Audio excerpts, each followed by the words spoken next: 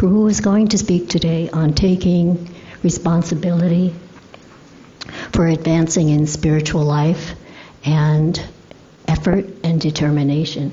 So I'll read some of the quotes that he had set aside for that.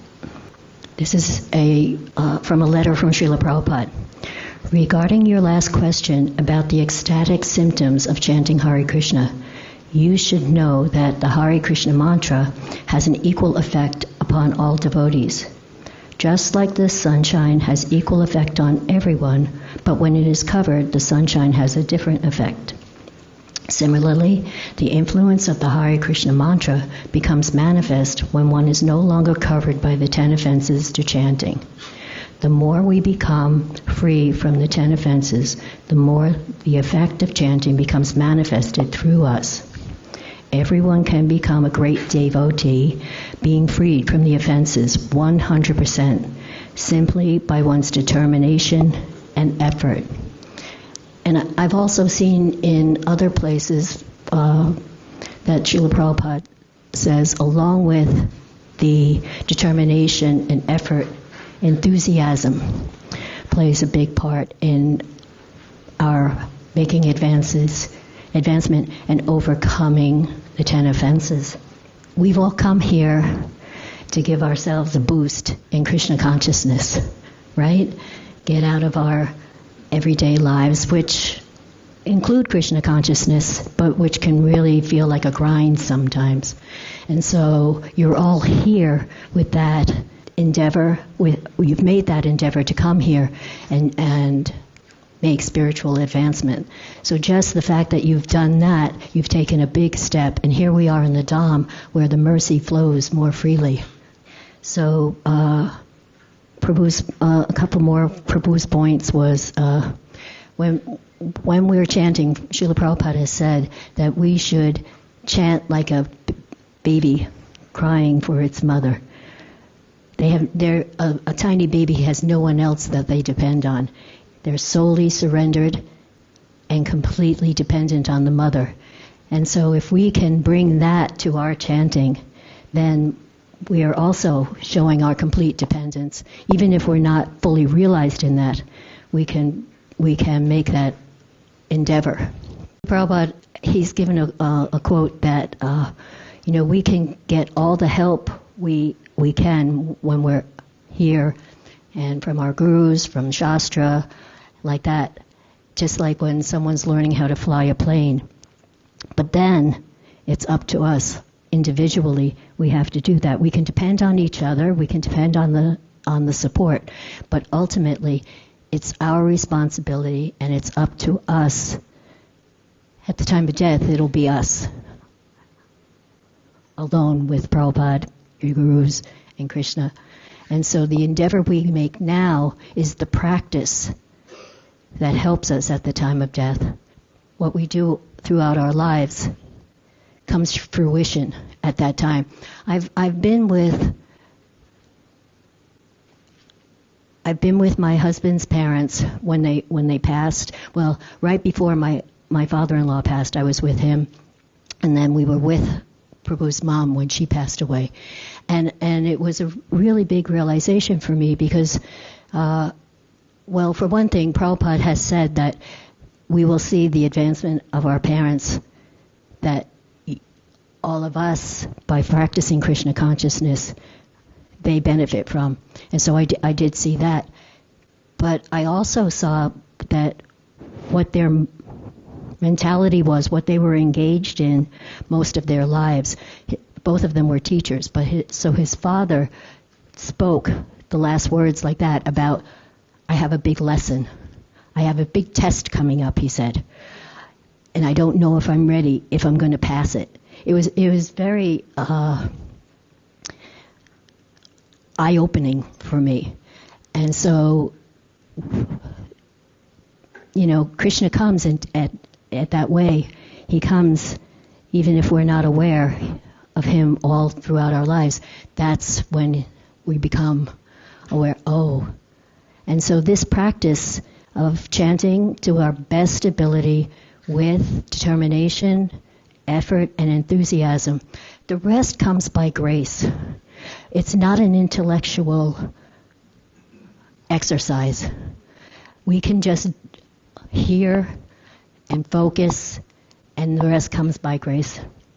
And so let's do that. Let's do our best right now to focus, hear the holy name, and pray for grace. Hare Krishna. Shri Krishna Chaitanya Prabhu Nityananda Shri Advaita Gadadhar Srivasadi. So for those of you who don't know who Dhritarashtra is, he is the father of Duryodhana. And in the saga of the Mahabharata, there was a huge war, as we know, that led to the battle at Kurukshetra where the Bhagavad Gita was spoken. And several times Dhritarashtra could have intervened and changed the course of time. He was given good advice by Vidura, and he gave an excuse. And his excuse was that he was just too weak to follow that good advice. His family attachment, his attachment to his son, especially his sons, especially Duryodhana, was too strong. He knew what was right, but he just couldn't do it. So we have to be aware of that syndrome, the Dhritarashtra syndrome, where we claim we're just too weak. Because with the grace of Krishna and with our determination and some effort and enthusiasm, we can overcome the anarthas in our heart, the weakness of heart. That's what we're trying to do. That's our goal, overcoming the weakness of heart that we've had for so many millions of births. And we're doing our best now to overcome those. But if we're aware of that we can't rely on that as an excuse. We can't keep coming up with the excuses. So I just wanted to make that point. And is there anybody who has some reflections or would like to say something? Kennedy? Hare Krishna and good morning, Guru Ma. I was reflecting on what you'd said about babies just crying out for their mothers. And I'm sure we've all experienced at some point being in a grocery store on a 16-hour flight to India and there's a baby who just won't stop crying. When you're a child, you don't care about circumstances, you just cry out. And even when the mother thinks you should be satisfied, you still cry out. And in that sense, when we chant, I'm not worried about being satisfied. I want to go beyond that. There's something more that I'm reaching for that's not currently in front of me, because in that sense, I'm not Dhritarashtra's weakness there. That it's the spiritual weakness of I'll never be satiated. There's never enough. And on that too, just in any circumstance, I remember Gurudev saying, no one ever, you can say like Coca-Cola only so many times before someone's like, please stop. But when you chant the holy names, you needn't ever stop. They're so pleasant. Thank you.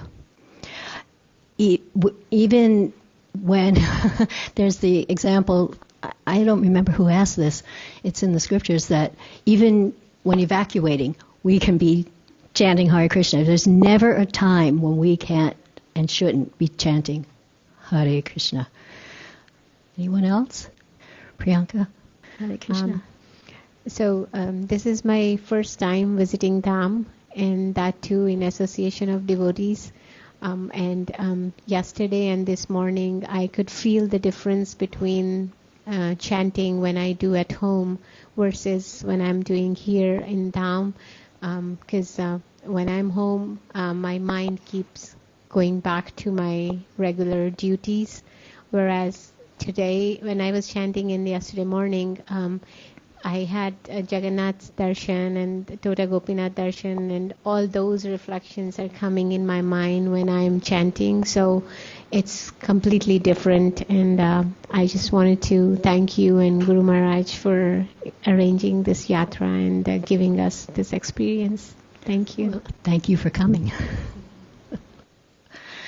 All of us have made a great endeavor to be here.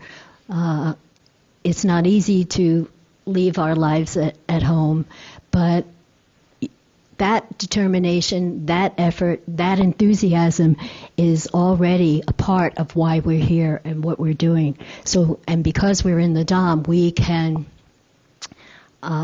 take advantage of all of that, and Krishna will shower His grace on us as He is.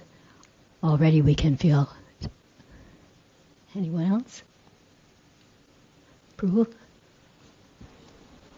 Thank you, Guru Ma, for facilitating this again. I was just thinking that something very mundane, and there's a lot of flies right here.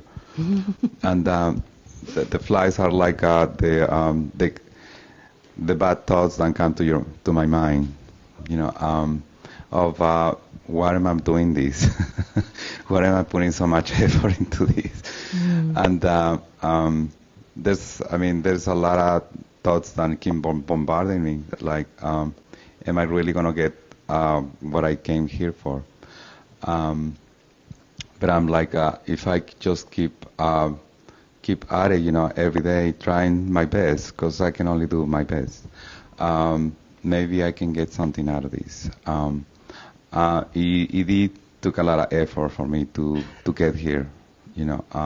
I had to change my schedule, I had to change so many things, but I think at the end it's going to be quite worth it. And I'm really hanging on this because I am very, very tired of my life as it was before. It's a routine that I needed to break, and this is what I needed, you know. So if this doesn't work, then nothing will. But I'm gonna give it my best, like those flies that keep coming into my head. So thank you. Jai. It will work, but in Krishna's time. So we also have to be patient for that. Whatever you're hoping to get out of your coming to the Dham in the association of the devotees, it comes in Krishna's time, not ours. So just be patient and don't have faith. It will come. Just the fact that you're here is mercy. Just the fact that all of us are here is mercy. So it's already happening. And the other thing is, it may not happen in the way you want it to happen or the way you think it's best, but it will happen in what Krishna knows is best for us. He wants us back with Him more than we can imagine, more than we want to be back with Him. And so He'll make all the arrangements to give us the best possible opportunity to make that happen as soon as possible. Hare Krishna. Namachintamani. Thank you. Hare Krishna, Guru Ma. Hare Krishna. I liked what you said, that we put our determination and... I can't hear. Hare Krishna, yeah. I like what you said, that we put our determination and effort, but then it's Krishna's grace that carries us.